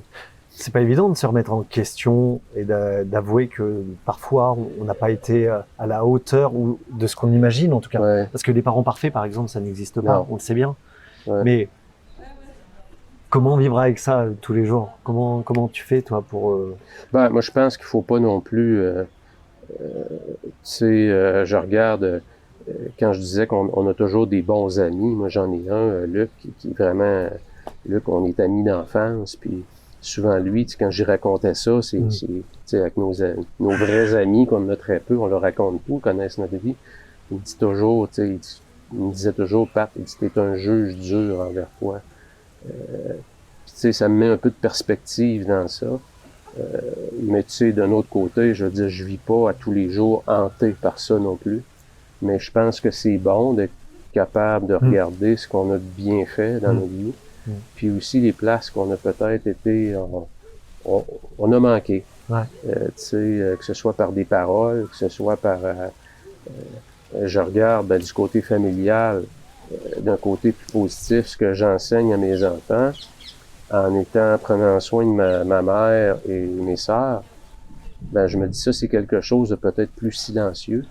Mais c'est un côté, je suis fier de renseigner ça. Puis quand il y a des chicanes entre enfants où ça veut plus se parler, ben tu sais, je me plais à leur dire que j'espère qu'ils vont s'inspirer sans leur faire la leçon. Ah, bien sûr. Mais tu sais, qu'ils réussissent à garder la cellule familiale entre eux autres, peu importe ce qui arrivera, peu importe les relations, de garder ce côté-là. Fait que j'en suis conscient. En même temps, comment je vais me réconcilier avec cette partie-là, je sais pas. J'ai pas les réponses encore. Mais je pense que doucement, ça fait son chemin. Juste le fait d'en parler aujourd'hui, de le partager, ben, je suis convaincu que je franchis une étape à chaque fois que j'en parle. Bien sûr, bien sûr. Si tout le monde n'a pas la chance, mais en même temps, quand je dis la chance, c'est quelque chose qui se crée aussi, hein. Ouais. Mais d'avoir un soutien familial comme toi, tu l'as autour de toi. Et que ces personnes sont actuellement en plein trouble de ce changement de vie. Et il y en a de plus en plus actuellement. Moi, je me rends compte, j'ai l'impression en tout cas qu'autour de moi, ça bouge énormément. Ouais. On est dans un changement de paradigme où, qu'on le veuille ou non, de toute façon, on est obligé de suivre le mouvement. Si on veut, à un moment donné, rester équilibré. Ouais. Qu'est-ce que toi, justement, en tant que... je vais employer un mot que j'emploie jamais d'habitude, mais parce que en tant que Français, on n'a pas cette culture-là, en tant que mentor. C'est-à-dire que c'est vrai que ça peut être quelque chose en France qui a une connotation assez négative parce qu'on n'a pas ça. Un mentor, c'est quelqu'un qui va avoir des compétences et qui va avoir un savoir sur lequel on va pouvoir aller s'appuyer aussi parce que cette personne va nous transmettre quelque chose. Et toi, alors au-delà de ça, ou sinon en tant que Patrice l'humain, qu'est-ce que tu conseillerais aux personnes qui sont dans ce sas, quoi, où elles savent pas quoi faire? Mais je pense, Anthony, puis tu as raison, il y a de plus en plus de gens qui ont comme une vie professionnelle, puis parallèlement à ça, ils caressent un projet qui aimerait un jour qu'ils prennent vie, puis qui leur permettent peut-être de vivre de ça, parce que leur niveau de bonheur dans ce qu'ils vivent présentement, professionnellement, ne les satisfait plus. Moi, je pense que les gens qui sont dans cette position-là, puis j'en vois, t'as raison, d'autant plus qu'aujourd'hui, les possibilités sont tellement... on a des ressources et aussi, il y a un manque de ressources. Donc, c'est facile de réconcilier ces deux-là. Moi, je pense que ça prend de la clarté sur c'est quoi exactement le projet, parce que on a souvent tendance à embellir un peu nos rêves, puis c'est facile d'y rêver dans son salon ou quand on est seul à quelque part, puis en sirotant un apéro, puis en s'imaginant dans son nouveau projet. Tout est beau, tout est facile. Ouais. Donc, il faut avoir une bonne perspective sur ça va être quoi les embûches. Donc, c'est quoi mon plan? Et moi, je pense que c'est là que ça te prend quelqu'un qui va te faire réfléchir sur c'est quoi les ressources que tu as besoin, quelle habileté tu dois développer financièrement, ce plan-là, est-ce qu'il tient la route? Y a-t-il un modèle financier qu'on peut attacher à ton rêve? Donc, c'est toutes des questions. Je pense que plus tu peux réfléchir et documenter ça, moi, je crois beaucoup au pouvoir des mots écrits sur tes rêves, écrire tes rêves. Plus tu mets des mots, plus tu attaches, plus tu clarifies ton rêve. Je pense que les gens qui prennent le temps de prendre le pas de recul, parce que écrire, c'est prendre un pas de recul. Hein? Quand on écrit, on ralentit. C'est comme si on est obligé de s'arrêter et doucement mettre des mots sur ses rêves. C'est plus facile de rêver. Et en fait, l'image qui me vient, une fois de plus, là, c'est vraiment, ça reprend ce que tu disais tout à l'heure, c'est-à-dire de cette intériorité, on va l'amener vers l'extérieur en l'imprimant dans du physique, quoi. C'est-à-dire sur le papier, tu graves, et quelque part, cette idée, tu la matérialises, en fait. Exactement. Et Puis, d'avoir un plan, parce que, tu sais, le pire qui peut arriver, c'est que tu te lances dans une aventure qui n'a pas trop été réfléchie. Puis les conséquences peuvent être désastreuses parfois, ou tu peux finir par te faire croire qu'il n'y a rien qui va marcher. Pourquoi? Parce que tu prends jamais le temps de prendre ton pas de recul, mieux te préparer. D'un autre côté, si tu es toujours dans la préparation, puis tu restes dans tes peurs, ben tu n'avanceras jamais. Bien sûr. Donc, ça prend un peu un équilibre entre les deux. Puis ça, ben, je pense qu'il faut que tu te fies aussi à ton intuition. Quand tu es suffisamment prêt, moi, ça a été pour moi, Anthony, un peu ça. Je sentais que j'étais rendu au moment où là, ça servait plus à rien de me préparer, puis ça servait plus à rien de me faire croire que c'est là que je devais rester. Fait que là, j'étais rendu à croiser des chemins. À l'intersection. Et c'est vrai que ce que tu proposes justement dans cette méthode 48 heures, ça permet de clarifier. C'est vraiment se planifier, poser. Et moi, je sais que ça m'a aidé en tout cas, parce que de temps en temps, j'oublie. Enfin, j'oublie, je le mets de côté parce que je suis pris dans cette démarche de dire ouais, mais alors si je le mets là maintenant sur un planning, bah non, à côté de ça, je pourrais déjà être en train d'envoyer des mails ou de faire autre chose.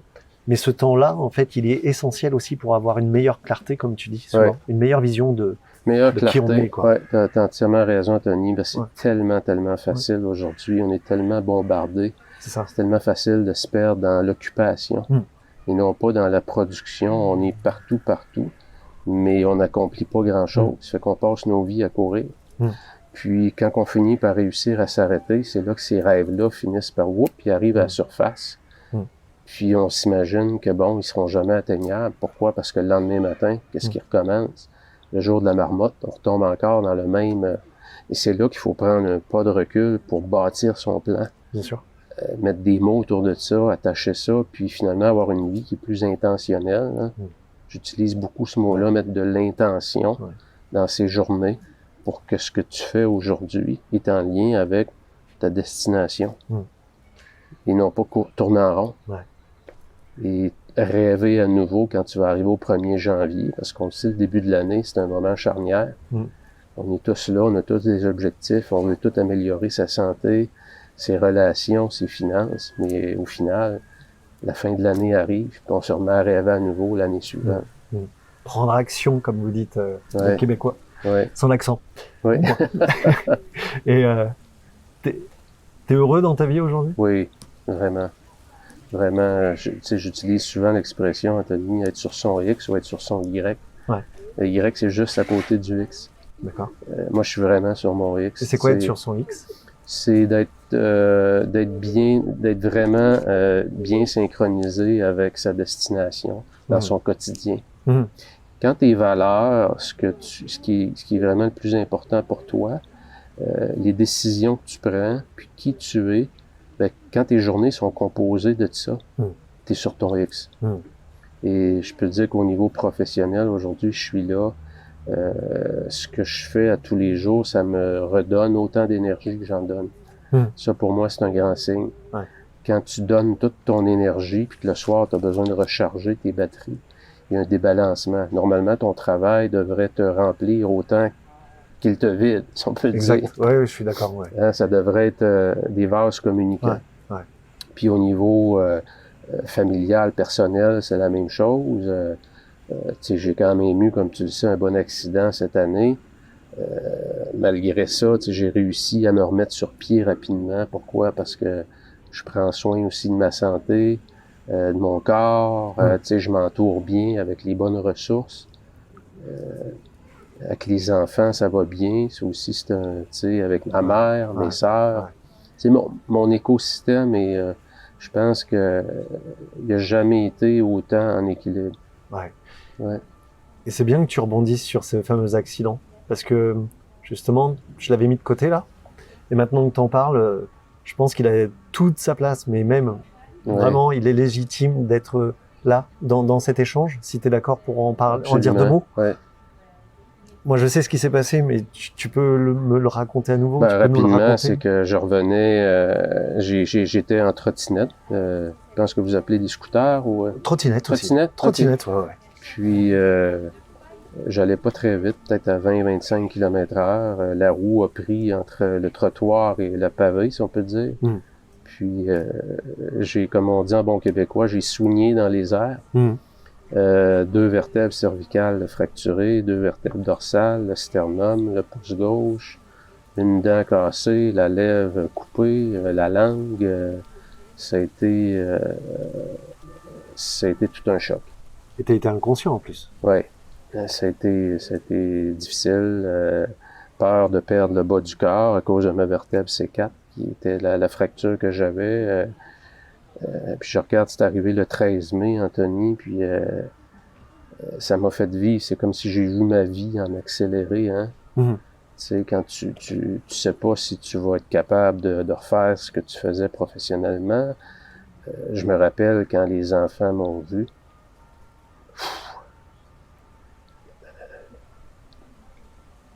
Écoute, j'en parle avec émotion parce que tu vois dans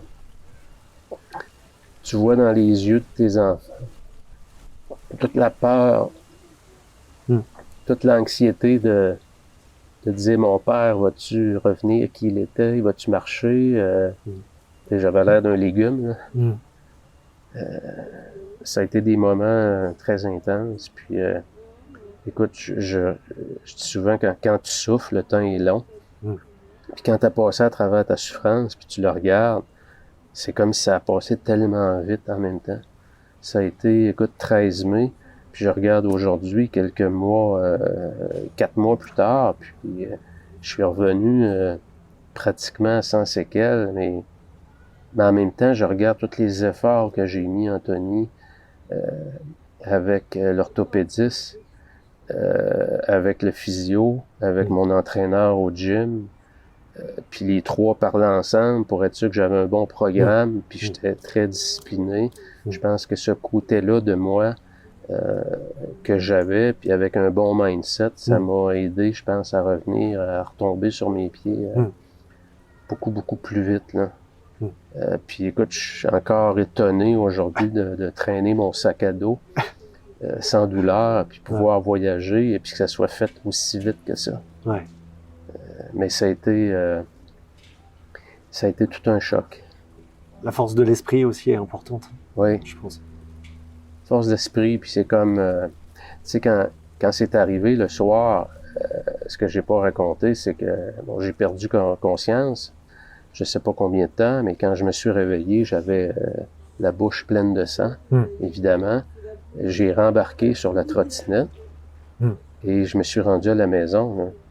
Puis c'est à peu près à 20-25 minutes de là, avec toutes les fractures que j'avais. Puis tu sais, c'est le lendemain matin, évidemment. Je suis rentré dans la nuit en ambulance. Puis c'est le lendemain matin, après avoir passé dans le tube d'imagerie résonance magnétique, que le verdict est tombé, puis qu'on m'a dit que je m'étais pas manqué. Puis c'est là que tu réalises comment le corps humain puis l'esprit peut être fort quand tu es en moment de détresse. Je me rappelle, ça faisait mal. Écoute, mon dos était en feu, mon cou. Puis j'étais sur la trottinette, puis je continuais.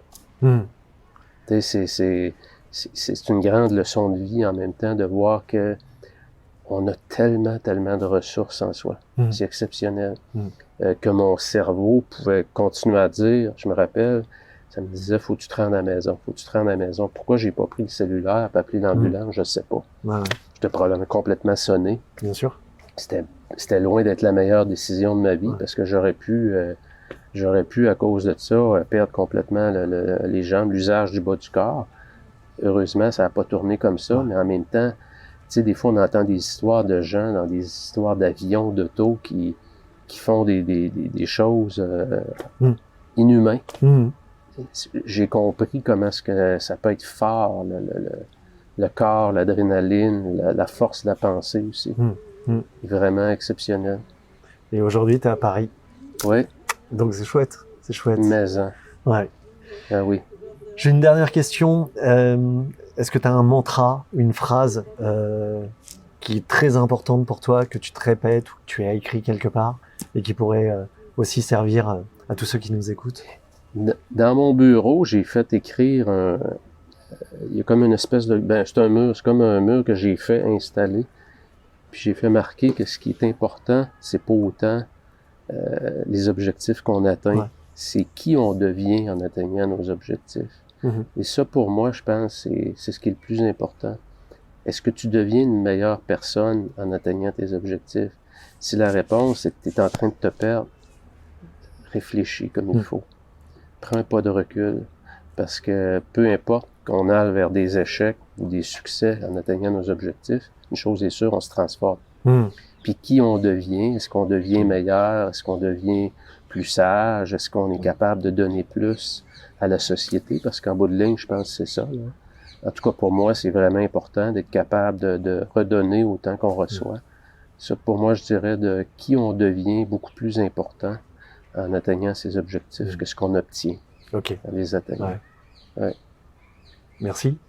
Est-ce que si des personnes veulent rentrer en contact avec toi, ce sera possible? Je pourrais laisser tes coordonnées par mail, par exemple? Aucun contact.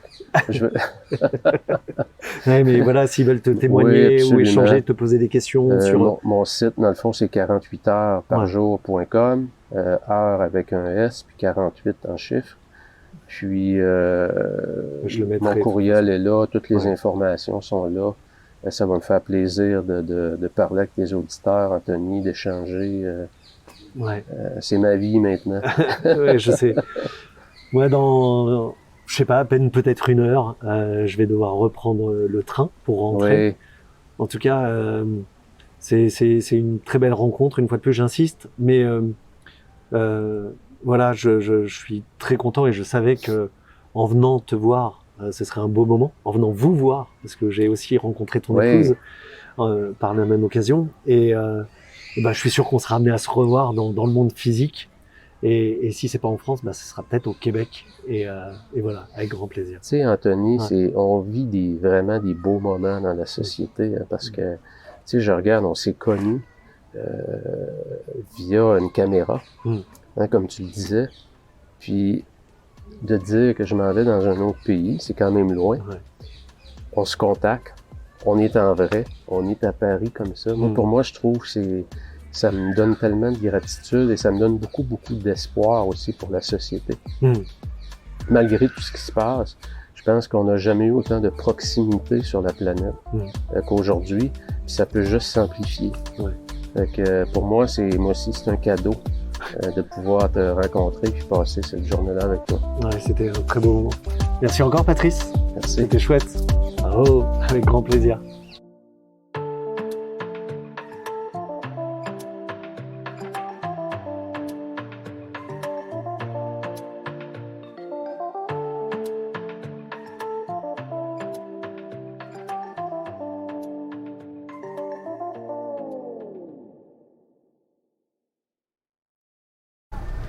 Bon, comment tu te sens? Ça va? Bien? Vraiment. Ouais. C'est... On a une belle chimie ensemble. Hein? Carrément. Moi, je sais que... Mais je l'ai capté dès le départ, en fait. Je me suis dit, waouh, ce Patrice... Ben, peut-être, moi, il y avait beaucoup de monde. Ouais. Puis moi, j'étais plus celui qui exprimait, mais Tu vois, non, t'as raison, c'est ce côté-là, je pense, plus de proximité, c'est le bon mot. Ouais. Ouais. De fréquence. De fréquence. Ouais. Ouais. La vie est belle quand même, hein. Elle est bien faite des fois. Hein. Elle est- Mais, hein.